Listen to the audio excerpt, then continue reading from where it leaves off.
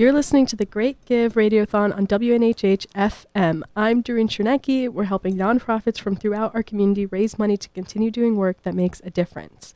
To donate to any of these organizations, go online and visit thegreatgive.org. Don't forget the or the .org. And if you'd like to throw a few coins to keep this station and the New Haven Independent running, we'd really appreciate it. We're on that same site under New Haven Independent. Right now we have Nick Bissett from the Schubert Theater. And Nick, I've heard you brought a poem for us. I did. This is my least favorite part of this interview, but I will try to get through it. So, art is our ambassador. It stands for us when we cannot find the words we want to say. It's why we share concert videos, Spotify playlists, and quotes we've underlined in our books. We are saying these lyrics are part of me, or these poems make us who we are. When art is exchanged, it becomes an ambassador for all the unspoken words between people. It is why neither of us need to say anything when my husband starts playing our wedding song on his guitar. Our friendships, or why our friendships can survive on just messages back and forth with pictures and poetry that made me think of you. And when art is adopted by the other person, it stands in the space between them, so that it feels like there's no space between them at all. Name a more intimate love language than I learned to play your favorite song on the piano, or I read a book you mentioned last week. Art is our ambassador, and when we can say nothing at all and still find a way to speak. Rachel H. Oh, beautiful poem about what art can do for human connection. Yeah. I love that. Thank you for bringing that. So Nick, you're the Director of Development for the Schubert Theater, a really important institution around New Haven. But in case there are listeners out there who have no idea what the Schubert is, could you tell us about it? Yeah, so the Schubert Theater is one of the older theaters in the country. We were established in 1914. And originally, when it was established, people would come in from New York to test out shows at the theater. And a lot of Broadway shows were actually started at the Schubert Theater. And it went on to New York for their long extended runs. For example, Oklahoma. Oklahoma started at the Schubert. And when it started there, it actually wasn't named Oklahoma. But the writers went to the Taft and they decided they needed a bigger number, and so they wrote the song Oklahoma, and then Oklahoma became Oklahoma. I had no idea. But there's a lot of other work we do outside of just our Broadway shows. I mean, we have obviously dance series, our dance series, and then we do other presenting stuff. But more importantly, to the core of our mission is some of the community engagement and education outreach we do. Since Anthony McDonald started at the Schubert, one of his driving missions was to reach as many kids as possible and give access to as many kids as possible to the arts.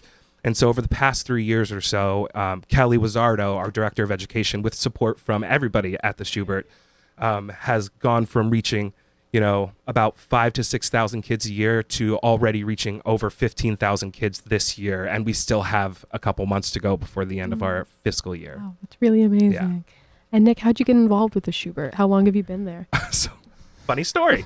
I was previously at Long Wharf Theater. I was there for 9 years. I lost my job during COVID. But it was a blessing in disguise. So I was studying to get my real estate license because I didn't know what I wanted to do. I had been 8 months unemployed. And then randomly I get a phone call from Anthony McDonald, the new executive director. And he's like, Nick, this is Anthony McDonald, the new executive director at the Schubert Theater. I hear you're looking for work. And I was like, yes, actually I am. And it just kind of all fell into place. And I've been there for 3 years as of last month. So amazing. I feel like I don't hear many people who were approached by a job. I feel like, that's really amazing. Yeah. And would you be able to tell our listeners what exactly their donations would be going toward for the Schubert? Yes. Where's that money really needed? Yeah. So all the donations we are receiving through this go into our annual fund or general operating. And that supports all the work we do, all the work we do in the community, all the work we do on our stage. It's not cheap to present what we present. Broadway isn't, it's expensive to bring it into town and present it for all of these people. Even if we sold the house out every single show, it most likely wouldn't pay for the cost of the show. So those additional contributions and support help us continually bring the art to everybody, both in the community and on our stage, in addition to all of our programming. Like, for example, our summer camps helps us give out scholarships to kids in need who want to attend. It helps us reach more kids in our free Stetson Library programs. So there are a bunch of different things that we do both in the community and on stage that this money is actually going directly to support. So it supports everything we do.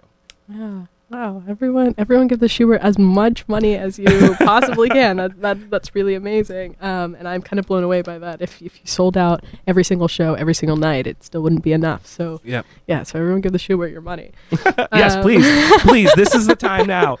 Give us your money. We have a goal of $10,000 this year. I'm hoping we can exceed it, but we would really appreciate all of your support. We can do that. I believe in us. So yeah, could you tell me about do you have a memory over your time working at the Schubert that has just really solidified it for you that this is why I do what I do. This is the work that I love doing. Like a real highlight. Yeah. So a couple years ago, we began a partnership with Jordan's Furniture. So Jordan's Furniture, in conversation with them, they're all about supporting kids and youth, and they wanted to break down barriers and create access for Title I school kids who otherwise their schools couldn't afford to bring them to the theater, or they personally couldn't afford to come to the theater. And so in developing this partnership with Jordan's Furniture, and it's not just them, obviously, support from this type of thing also helps us subsidize these programs. But we, over the past couple of years, have been able to bring about 2,000 Title I school kids to the theater for free to see. This year was Dr. Kaboom and 123 Andreas. But on top of that, we all know that post-COVID, literacy rates plummeted. And so we have a program in which, through support from individuals and Jordans, and now a new corporate sponsor, ASML, we're able to not only bring them to the theater, but provide each student a brand new free book.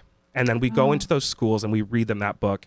And actually, one of my favorite moments was when I went with Kelly to a school and watched her read to the kids. And she was reading a bilingual book, and the kids got really interactive because Kelly's great, but she was messing up words here and there. But the kids got so excited by the work, and they were so excited to come to the theater, that it's like, that is why we do what we do. The art is like this amazing experience, and what it does is it breaks down barriers between cultures, and it gives people the ability to see into other people's worlds, and we create deeper empathy for one another and deeper connection between communities in New Haven. And I think this program itself allows us to do that even deeper in the New Haven community. Yeah, you brought the perfect poem, Art as Ambassador. Yep, yeah. That's kind of a theme. Yeah.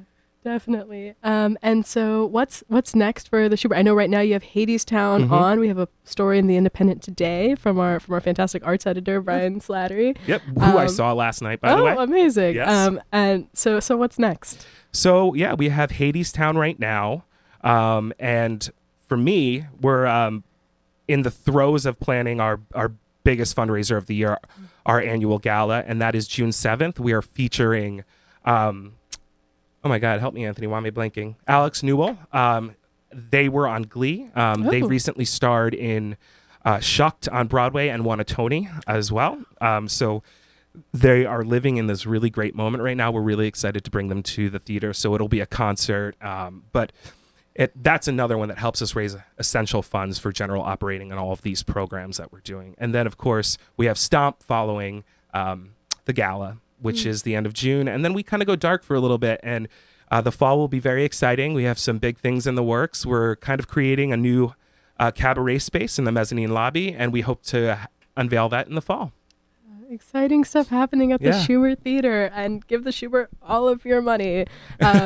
You're listening to the Great Give Radiothon on WNHH FM. We're helping nonprofits from throughout our community raise money to continue doing work that makes a difference. Thank you so much for being here, Nick and the Schubert. To donate to the Schubert, go online and visit thegreatgive.org. Don't forget the the or the .org. Thank you so much for being here. This has been so lovely. Thank you for having me, and thank you to everybody out there that are supporting the amazing nonprofits in New Haven that do the most important work for our community. Woo!